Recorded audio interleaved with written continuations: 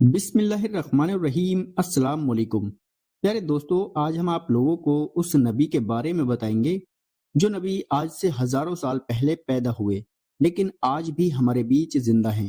جی ہاں دوستو، آج ہم اس نبی کے بارے میں بتائیں گے کہ آج تک اس دنیا میں جتنی بھی قومیں آباد ہوئیں، ہر قوم کے بڑے بڑے عالم اور محدثین ہمیشہ ان نبی کی تلاش میں رہے، اور یہ نبی ہمارے بیچ میں تو رہتے ہیں لیکن کوئی بھی دنیاوی انسان انہیں دیکھ نہیں سکتا، اور یہ نبی ہمارے مخالفت موقعوں پر آ کر صحیح راستہ دکھاتے ہیں۔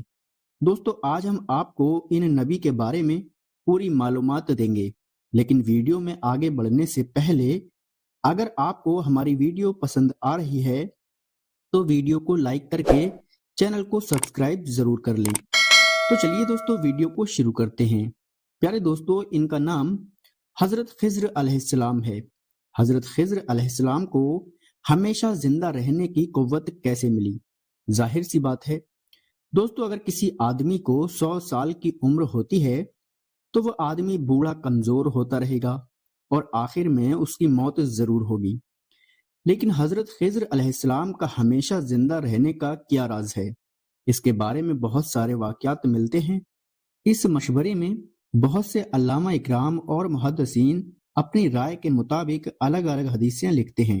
کچھ علامہ اکرام لکھتے ہیں کہ جب حضرت آدم علیہ السلام کی وفات کا وقت قریب آیا تو حضرت آدم علیہ السلام نے اپنے تمام لڑکوں کو جمع کر کے فرمایا، اے میرے بیٹو، بے شک اللہ تبارک و تعالی زمین والوں پر ایک بڑا عذاب نازل فرمانے والا ہے، تو میری وفات کے بعد میرے جسم کو ایک گفا میں رکھ دینا، یہاں تک کہ سکون پا جاؤں تو میرے جسم کو ملک شام میں دفن کر دینا۔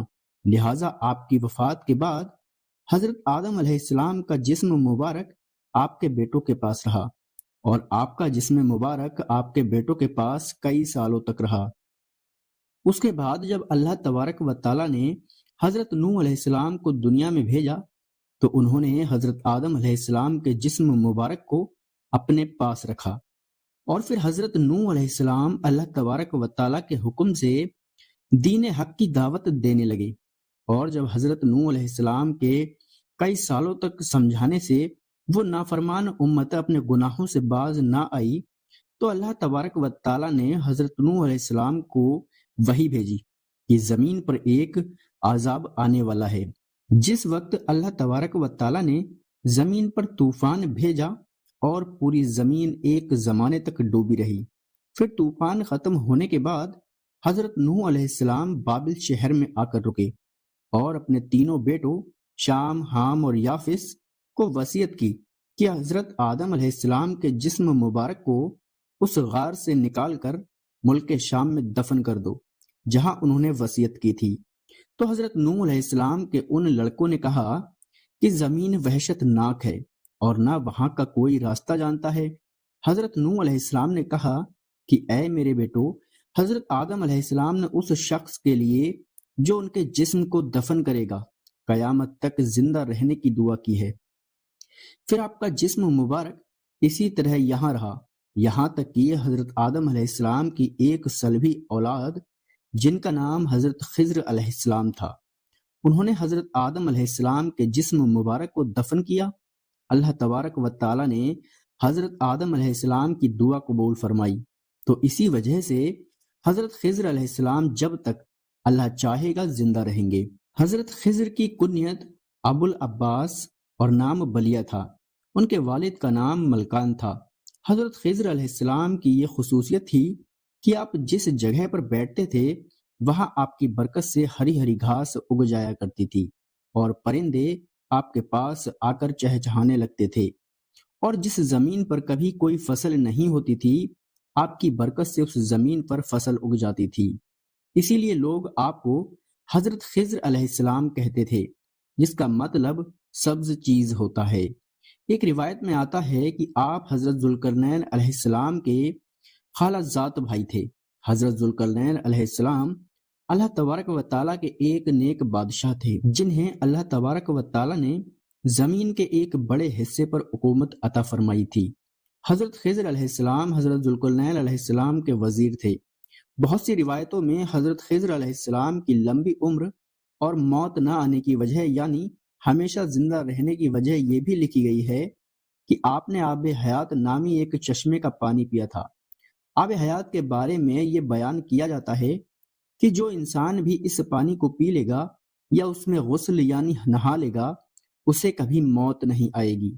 کچھ علامہ اکرام لکھتے ہیں کہ تورات کے بعد یوحنا میں آب حیات کا ذکر ملتا ہے۔ پھر اس نے مجھے بالور کی طرح چمکتا ہوا آب حیات کا ایک دریا دکھایا جو خدا کے تخت سے نکل کر اس شہر کے درمیان میں بہتا تھا اور دریا کے پار زندگی کا ایک درخت تھا۔ آب حیات کا ذکر اتہاس کی پرانی کتابوں میں بھی ملتا ہے۔ ان کتابوں میں 3 شخص کا ذکر آیا گیا ہے جو آب حیات کے کنویں تک پہنچ گئے تھے۔ ان میں سے ایک حضرت الیاس علیہ السلام ہیں اور دوسرے حضرت ذوالقرنین علیہ السلام ہیں اور تیسرے حضرت خضر علیہ السلام ہیں، جن میں صرف حضرت خضر علیہ السلام اور حضرت الیاس علیہ السلام کو ہی وہ پانی نصیب ہوا۔ روایت کے مطابق حضرت ذوالقرنین علیہ السلام نے پرانی ایتہاسک کتابوں میں پڑھا تھا کہ شام بن نوح کی اولاد میں سے ایک شخص چشمہ حیات سے پانی پی لے گا تو اس کو کبھی موت نہیں آئے گی۔ اسی لیے حضرت ذوالقرنین علیہ السلام نے اس پانی کی تلاش میں مغرب کی جانب کا سفر طے کیا۔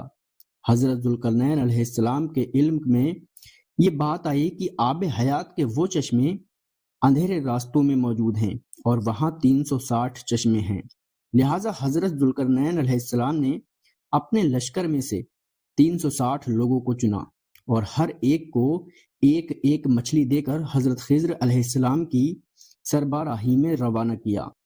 اور پھر حضرت ذوالقرنین علیہ السلام نے تمام لوگوں کو یہ ہدایت دی کہ ہر فرد یعنی ہر آدمی اپنی مچھلی کے ساتھ چشمے میں اتر جائے اور واپس آ کر اپنی مچھلی ظاہر کرے۔ کافی لمبے سفر اور دشواری کے بعد آخرکار یہ لوگ اس چشمے تک پہنچ گئے۔ جب واپس آئے تو حضرت ذوالقرنین علیہ السلام نے کہا کہ سب اپنی اپنی مچھلی جمع کروا دیں۔ لہٰذا وہاں جتنے بھی لوگ تھے سب نے اپنی اپنی مچھلی حضرت ذوالقرنین علیہ السلام کے سامنے پیش کر دی سوائے حضرت خضر علیہ السلام کے۔ جب حضرت ذوالقرنین علیہ السلام نے دریافت کیا کہ حضرت خضر علیہ السلام آپ کی مچھلی کہاں ہے تو انہوں نے بتایا کہ میں جب چشمے میں اترا تو مچھلی میرے ہاتھ سے نکل کر چلی گئی۔ میں نے غوطہ لگا کر اسے پکڑنے کی بہت کوشش کی مگر میں ناکام رہا۔ حضرت خضر علیہ السلام کی یہ بات سن کر حضرت ذوالقرنین علیہ السلام نے کہا وہ پانی آپ کے مقدر میں تھا۔ آب حیات میں غوطہ لگانے اور اس مقدس پانی کو پینے کی برکت سے حضرت خضر علیہ السلام ہمیشہ زندہ رہیں گے اور آپ کو کبھی موت نہیں آئے گی۔ دوستو یہی وجہ ہے کہ حضرت خضر علیہ السلام ہمیشہ ہمیشہ کے لیے زندہ رہیں گے۔ کچھ روایتوں میں یہ بھی ملتا ہے کہ حضرت موسیٰ علیہ السلام سے بھی حضرت خضر علیہ السلام کی ملاقات کا ذکر قرآن مجید میں ملتا ہے، جس کے مطابق حضرت خضر علیہ السلام کو ایک الماہی اور علم عطا کیا گیا تھا جسے علم لدونی بھی کہتے ہیں۔ اس علم کو سیکھنے کے لیے حضرت موسیٰ علیہ السلام حضرت خضر علیہ السلام کی خدمت میں حاضر ہوتے ہیں اور ان سے درخواست کرتے ہیں کہ اللہ تبارک و تعالیٰ نے انہیں جو علم عطا کیا ہے وہ انہیں بھی سکھا دیں۔ لیکن حضرت موسیٰ علیہ السلام کی جلد بازی اور صبر نہ کرنے کی وجہ سے حضرت خضر علیہ السلام وہ علم مکمل طور پر حضرت موسیٰ علیہ السلام کو نہیں سکھا پاتے ہیں۔ پیارے دوستو، بعض علماء نے اس واقعے کو دلیل بنا کر حضرت خضر علیہ السلام کو نبی قرار دیا ہے، کیونکہ ایک پیغمبر کو ایک عام بندہ کوئی علم نہیں سکھا سکتا۔ حضرت خضر علیہ السلام کو جو علم لدونی عطا کی گئی تھی اس کے ذریعے آپ مشکل میں پھنسے لوگوں کی مدد کرتے تھے اور گمراہوں کی رہنمائی کرتے تھے۔ لوگوں میں یہ مشہور ہے کہ آپ راستہ بھٹک جانے والوں کو راہ دکھاتے تھے، اور اگر کوئی اللہ تبارک و تعالیٰ کا نیک بندہ مشکل کا شکار ہو کر راستہ بھٹک جاتا تو حضرت خضر علیہ السلام اس کی مدد کرنے اینڈ وقت پر پہنچتے تھے۔ روایت کے مطابق حضرت الیاس علیہ السلام کی ذمہ داری سمندر میں لوگوں کی رہنمائی کرنا ہے اور حضرت خضر علیہ السلام زمین پر لوگوں کی رہنمائی کرتے ہیں۔ میرے پیارے دوستو، مجھے یقین ہے کہ آپ لوگوں کو یہ ویڈیو ضرور پسند آیا ہوگا۔ اور اگر آپ لوگوں کو ہماری یہ ویڈیو پسند آئی ہے تو ویڈیو کو لائک ضرور کریں، اور اگر آپ ہمارے یوٹیوب چینل پر نئے ہیں تو ہمارے چینل کو سبسکرائب ضرور کریں، کیونکہ ایسے ہی اچھے اچھے واقعات ہم روز لاتے رہیں گے۔ اور ہم اللہ تبارک و تعالیٰ سے دعا کرتے ہیں کہ اللہ تبارک و تعالیٰ ہم سب مسلمان بھائیوں کو دین حق کے راستے پر چلنے کی توفیق عطا فرمائے، اور ہمارے ویڈیو کو ایک لائک کر کے زیادہ سے زیادہ لوگوں میں شیئر ضرور کر دیں، تاکہ ان سبھی لوگوں کو بھی دین حق کی جانکاری حاصل ہو سکے۔ السلام علیکم۔